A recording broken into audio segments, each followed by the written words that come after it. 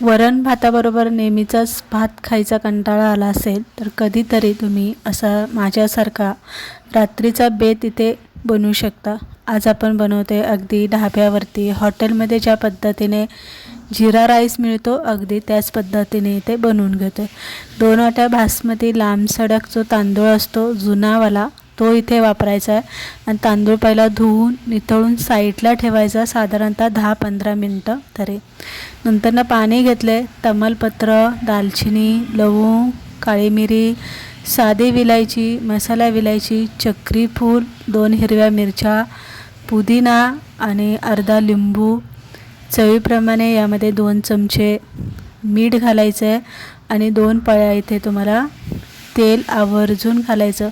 तेलामुळे आणि लिंबामुळे काय होतं, भात पांढरं शुभ्र होतं, लिंबामुळे चिटकत नाही आणि तेलामुळे सुळसुळीत असा होतो। पाण्याला उकळी आली की खडा मसाला जो आहे तो इथे आपल्याला इथे काढून घ्यायचा आहे आणि मग तांदूळ आपल्याला यामध्ये घालायचा।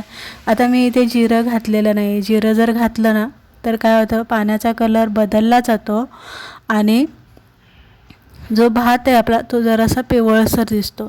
जीरा राईस हा एकदम पांढरा शुभ्र असतो, हे लक्षात ठेवा। पाण्याला उकळी आली की धुवून घेतलेला जो तांदूळ आहे तो तांदूळ आपल्याला यामध्ये घालायचा आहे आणि जीरा राईस बनवताना एक गोष्ट नेहमी लक्षात ठेवायची, तांदूळ आपल्याला जास्त शिजवायचा नाही आहे, फक्त 60-70% एवढाच तांदूळ आपल्याला इथे शिजवून घ्यायचा आहे। कारण बासमती तांदूळ जास्त शिजला तर त्याचा लगेच असा तुकडा पडतो। आता इथे मी चेक केलं तर हाताने तांदूळ असा मोडला जातो आहे, पण पटकन असा गाळ त्याचा होत नाही आहे, म्हणजे आपला तांदूळ जो आहे ना तो व्यवस्थित उकडला गेलेला आहे। आता एक गाळणी घ्या आणि गाळणीने भात वेळून घ्या। पाण्याचा जो स्टॉक आहे तो तुम्ही इथे मुलांना पिण्यासाठी देऊ शकता। पावसाळा आणि पावसाळ्यात भाताचं उकळलेलं पाणी पिण्यासाठी खूप फायदेमंद असतं।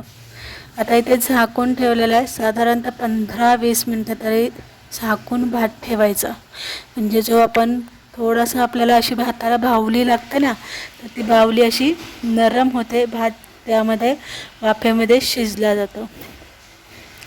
आता जीरा राईस करताना आणखी एक गोष्ट हॉटेलमध्ये किंवा ढाब्यावरती कोणती लक्षात ठेवली जाते किंवा काळजी घेतली जाते, इथे भात पूर्ण गार करून घेतला जातो। असं एखाद्या कपड्यावरती किंवा एखाद्या मोठ्या भांड्यामध्ये भात असा पसरून ठेवला जातो आणि तो पूर्ण गार झाला की मगच तो जीरा राईससाठी वापरला जातो। ही गोष्ट आवर्जून लक्षात ठेवायची। आता मी मोठ्या परातीमध्ये भात असा पसरून ठेवला गार करायला हवेवरती। भात गार झाला की आपल्याला तडका द्यायचा आहे। आता जीरा राईसला तडका देताना यामध्ये तुम्ही थोडंसं बटर वापरू शकता आणि अर्धं तेल वापरू शकता। जिरा भरपूर घालायचा आहे यामध्ये, नंतर 2 हिरव्या मिरच्या बारीक चिरायच्या, कोथिंबीर घालायची आहे आणि तेलामध्ये चांगला हा तडका बनवून घ्यायचा आहे। आणि मग हिंग घालायला अजिबात विसरायचं नाही, सॉरी मी सांगायचं विसरले, अर्धा चमचा हिंग घालायचा आहे आणि मग हा गार झालेला भात इथे घालून घ्यायचा। आता भात गार झालेला आहे, भात आपण पूर्ण असा गाळ होईपर्यंत शिजवलेला नाही आहे, त्यामुळे भाताचा इथे तुकडा अजिबात पडणार नाही आहे, तुम्ही कसाही हलवला तरी। भात व्यवस्थित तडक्यामध्ये मिक्स करून घ्यायचा आहे, चवीप्रमाणे मीठ तुम्हाला यामध्ये घालायचं आहे आणि झाकण ठेवून 5 मिनटं याला वाफ देऊन घ्यायची, जेणेकरून जो तडका आहे तो भातामध्ये चांगला मुरला पाहिजे। आता सगळ्यात शेवटी तुम्हाला इथे घालायचं आहे बारीक चिरलेली कोथिंबीर, तुम्हाला इथे भरपूर वापरायची, जेवढी तुम्हाला वापरायची असेल तेवढी वापरा किंवा थोडीशी घालायची असेल तर थोडीशी घालून घ्या। कोथिंबीर घातली, भात परत एकदा हलवून घ्या।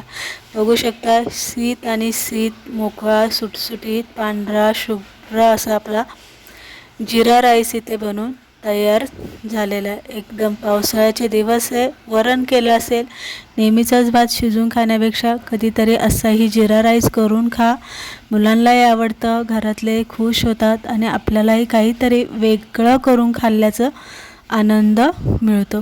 तर रेसिपी तुम्हाला जीरा राईसची आवडली असेल लाईक करा, शेअर करा आणि कमेंट करून नक्की सांगा।